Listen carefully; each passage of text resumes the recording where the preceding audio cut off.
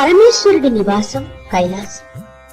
త్రిమూర్తులలో ఒకడైన పరమేశ్వరుడు నిత్యం తపస్సులో మునిగి ఉండేవాడు. కైలాసానికి సమీపంలోనే పర్వతరాజైన హిమవంతుడి రాజ్యం ఉండేది. హిమవంతుడి భార్య అప్సరస మేనక. వారికి జన్మించింది పార్వతి.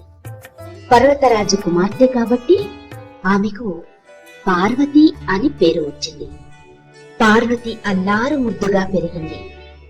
ఆటపాటలతో కాలం గడుపుతూ ఉన్న చిన్నతనం నుంచి పార్వతికి పరమేశ్వరుడిని వివాహం ఆడాలనే కోరిక ఉండేది. పార్వతి పెరిగి పెద్దదయ్యింది. ఒకరోజు నారదముని పార్వతి వివాహయోచనలో ఉన్న హిమవంతుడి ఆస్థానానికి వచ్చాడు. పార్వతిని చూడగానే ఆమె మదిలోని కోరిక తెలుసుకున్న నారదముని హిమవంతుడి వద్దకు వెళ్లి, రాజా, పార్వతికి శివుడిని తప్ప మరొకరిని వివాహం చేసుకోవాలనే కోరిక లేదు అని చెప్పాడు. పర్వతరాజు ఎంత చెప్పినా పార్వతి పరమేశ్వరుని తప్ప మరొకరిని పెళ్లి చేసుకునేందుకు ఒప్పుకోలేదు.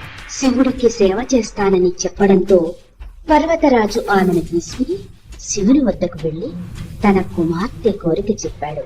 శివుడు ఒప్పుకోవడంతో పార్వతి ప్రతిరోజు శివుడికి పూజలు సేవలు చేసేది. అదే సమయంలో తారకాసురుడనే రాక్షసుడు స్వర్గాన్ని ఆక్రమించుకున్నాడు. శివుని కుమారుని చేతిలోని తారకాసురుడు మరణిస్తాడు. అలా వరం పొందాడు అతను. తారకాసురుని చంపాలంటే శివుని వివాహం అనివార్యమయ్యింది. బ్రహ్మదేవునికి ఇది తెలుసు. బ్రహ్మదేవుడు మన్మథుణ్ణి పిలిచాడు.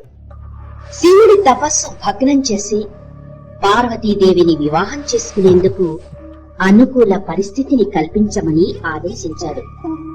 వెంటనే మన్మథుడు తన భార్య రతీదేవితో కలిసి కైలాసానికి వెళ్లాడు.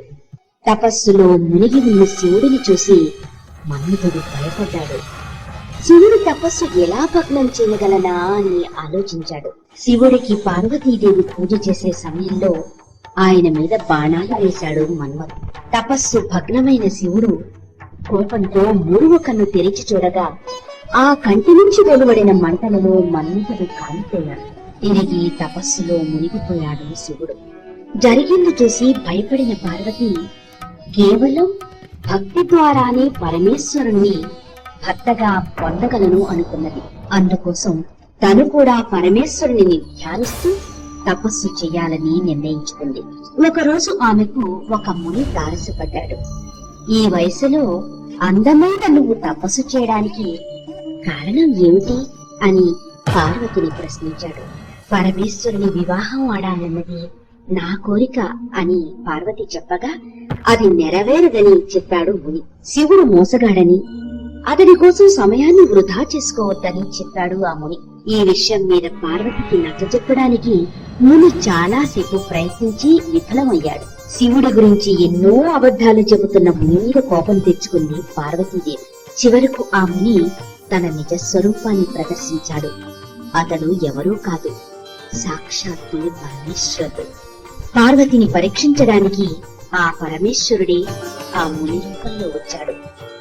పరమేశ్వరుని చూసి ఆనందపడింది పార్వతి. పార్వతిని వివాహమాడడానికి అంగీకరించాడు శివుడు. పరమేశ్వరుడి నిర్ణయాన్ని తెలుసుకున్న సప్తర్షులు హిమవంతుడి వద్దకు వెళ్లి అతడిని కుమార్తె వివాహానికి ఒప్పించారు. పార్వతి పరమేశ్వరుల వివాహం వైభవంగా జరిగింది. వివాహమైన తరువాత ఇంద్రాది దేవతలు పరమేశ్వరుని వద్దకు వెళ్లి బ్రహ్మదేవుని ఆజ్ఞను మన్మథుడు పాటించాడని అతడిని తిరిగి బ్రతికించమని వేడుకున్నారు. మన్మథుడిని తిరిగి బ్రతికించాడు శివుడు. కొద్ది కాలానికే శివపార్వతులకు ఒక కుమారుడు జన్మించాడు. అతడి కుమారస్వామి. 6 ముఖాలతో జన్మించిన అతడిని షణ్ముఖుడు అని కూడా పిలుస్తారు. శివ పార్వతుల కుమారుడు వినాయకుడు. అతడు విఘ్నాధిపతి.